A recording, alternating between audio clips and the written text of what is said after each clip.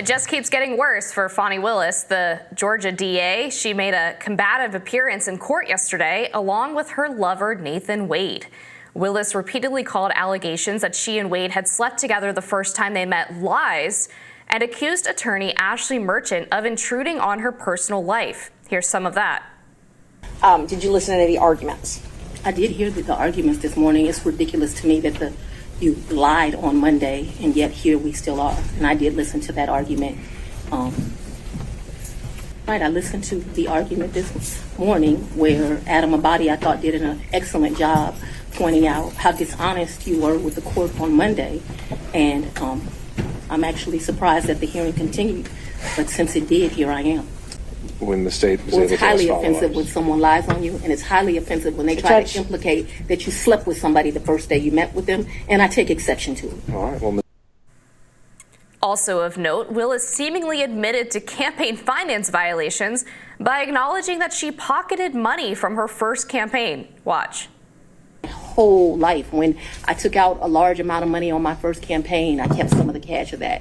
Like, to tell you I just have cash in my house, I don't have as much today. It only got better from there. Later in her testimony, Willis misheard a male attorney and accused him of calling her a whore. Take a listen. I didn't ask you that. I was going to ask you that. $4,000 is part of my words, cash hoard that you had collected over time. Cash what? Hoard, H-O-R-D-E. Oh, I thought you said something different, sir. No, I'm afraid I wouldn't say that. Any circumstances to you or in court. all right, back on track. The hoard, cash hoard. Willis and Wade testified that their relationship began in 2022, though a close personal friend of Willis testified that they began seeing each other romantically in 2019.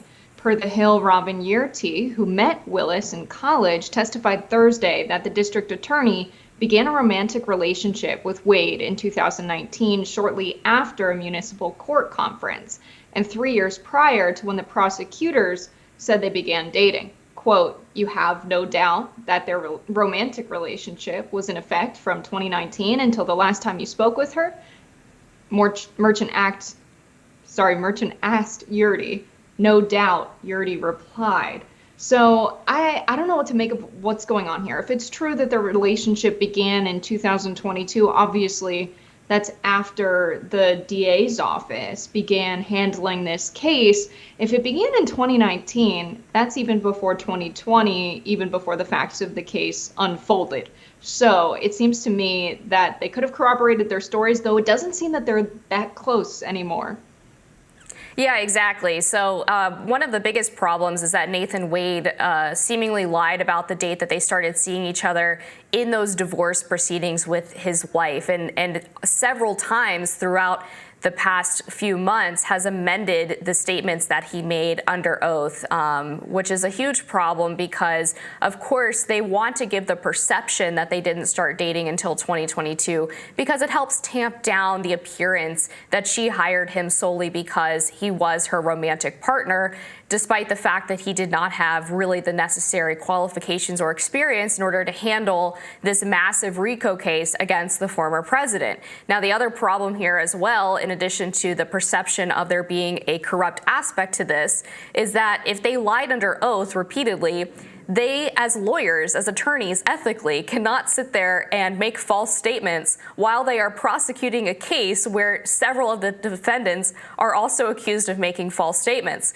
Now, I don't know why she decided to testify. I don't know why her lawyer didn't do a better job of preparing her for this, or why she herself, who is one of the top lawyers in the entire state of Georgia, was not better prepared for this.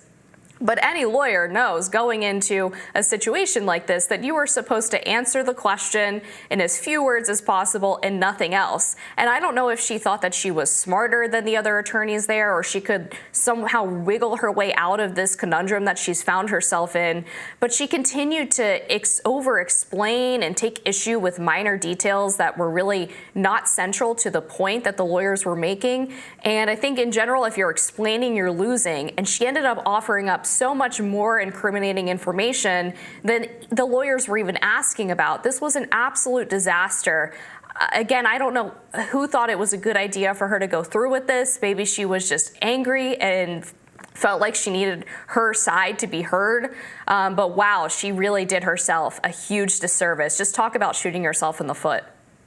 Yeah, I wonder what's going to come out of that comment she made, seemingly in passing, just I have cash in my house from a campaign I ran. It's really rich seeing people who work in a DA's office on the other side of this chair.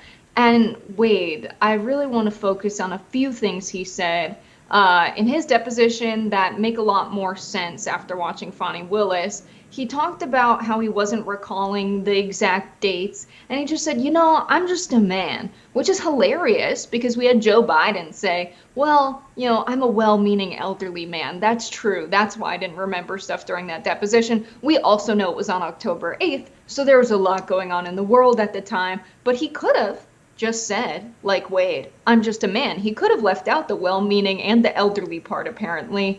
And then he also said something that's just jarring to me. He said, I don't know the exact dates because I'm not in like elementary school or primary school. You don't pass a note that says, will you be my girlfriend? This is just insight as to the nature of this relationship. Very immature relationship emotionally. I almost feel bad for Fani Willis that she's a very powerful woman and she's dating guys like this. Of course you ask her to be your girlfriend. Of course you have a conversation about the nature of the relationship. That's an adult thing to do, actually, not a childlike thing to do. So it could have been a much more compelling case that they make if they're like, listen, we fell in love. We both love justice. Instead, we have a situationship in the DA's office that is seemingly influencing one of the biggest cases ever. Fani Willis herself made the point that, an affair is not as serious as potentially what they're dealing with, which would be overturning a presidential election. And it's like, great. So this should not absolutely get in the way of that. Yeah, Nathan Wade also said that he didn't initially cop to having a relationship outside of his marriage because he didn't believe it counted as being outside his marriage if he was separated from his wife, which is just like big brain stuff, I guess, galaxy brain level takes. Fani Willis also talked about how they went to Napa Valley together, even though she doesn't like wine because she likes Grey Goose. She strolled into the courtroom with her dress on backwards with the zipper in the front, and her body language in general was very defensive, very standoffish. She didn't seem to have much respect for the process in general. But then going back to what she said about that campaign money, the campaign cash, you can't keep money after you finish your campaign. You either need to donate it, you need to tuck it away for a future campaign, you can give it to a political party, but you absolutely cannot just withdraw the cash and keep it in your house to reimburse your boyfriend for your business trips. And this, of course, introduces another element of great suspicion in terms of what their story is,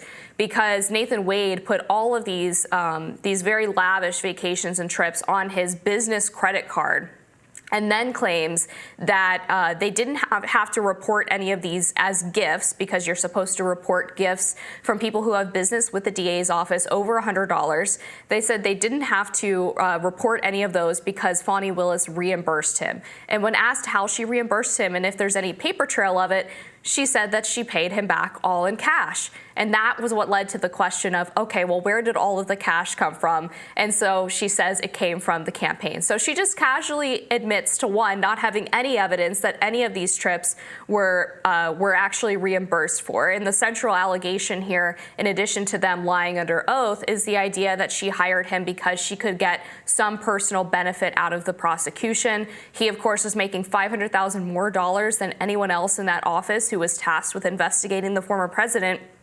And then immediately after that admits to a campaign finance violation. I mean, everything about this was just a train wreck in slow motion. I couldn't look away. Exactly, Amber. The response very easily could have been, I make a decent salary, I work very hard, very long hours. I'm a woman with money. Not hard, but it seems to me that she wasn't prepared at all, which is interesting because she's a prosecutor. She's the DA. So she knows how these things usually go. And it seems to me that she felt too big to fail, that she knows this stuff. She does it on a daily basis. So for some reason, when she's in the position of questions are being asked of her rather than her asking the questions, that somehow she would be prepared when you're not in that position a lot as a prosecutor. Just because you've done the question asking doesn't mean you're ready to take the heat when you're in that seat. And she really wasn't. And it speaks a lot to our justice system as a whole that oftentimes a lot of the people in power can't really deliver when they're on the other side. They end up incriminating themselves seemingly on things that weren't even the topic of discussion. And then you also have Wade, who likewise is a prosecutor who used the reasoning, I'm just a man for not remembering dates. If he was cross-examining a witness on the stand and they used that excuse, I would assume he would find it an unacceptable response. Yeah, and I think Fani Willis copped to that campaign finance violation, alleged campaign finance violation, because she didn't have an explanation for where the cash came from. It came out during the trial that there were basically no bank records or ATM records showing that she had withdrawn cash, and so she had to come up with some reason why she had it. Otherwise, then maybe she would have been audited by the IRS or investigated for tax fraud. So she's got herself embroiled in all kind of nonsense. I think to your point, Jessica, this raises a lot of questions about how exactly she got this position in the first place. We'll be back with more Rising after this.